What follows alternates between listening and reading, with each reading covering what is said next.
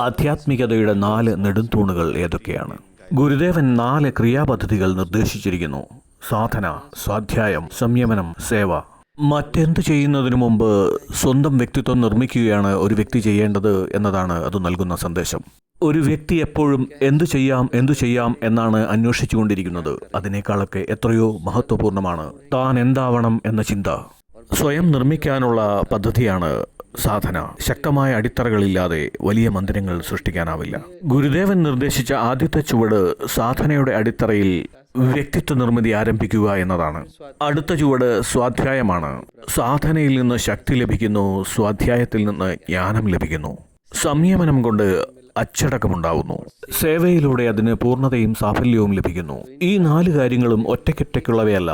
ഗുരുദേവൻ ഇവയെ ഒന്നിച്ചാണ് പറഞ്ഞിരിക്കുന്നത്. ഇവ പരസ്പര പൂരകങ്ങളാണ്. സാധനയില്ലാത്ത സേവ അഹങ്കാരത്തിലേക്ക് വഴിതിരിയും. സാധനയുണ്ടെങ്കിൽ സമർപ്പണഭാവത്തോടെ സേവ ചെയ്യാൻ സാധിക്കും.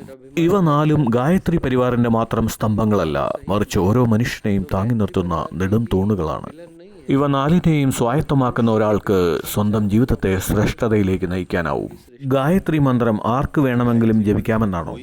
ഞാൻ എല്ലാവരോടുമായി പറയുന്നു, നിങ്ങൾ ഏറ്റവും കുറഞ്ഞത് 3 മാസം ഗായത്രി മന്ത്രം ജപിച്ചു നോക്കൂ. എന്നിട്ട് അതിന്റെ പരിണാമം എന്തായിരിക്കും എന്ന് ആരോടും ചോദിക്കേണ്ടതില്ല. നിങ്ങൾക്ക് ഗായത്രി മന്ത്രത്തിന്റെ പ്രഭാവം അന്തരാത്മാവിൽ അനുഭവിച്ചറിയാൻ സാധിക്കും.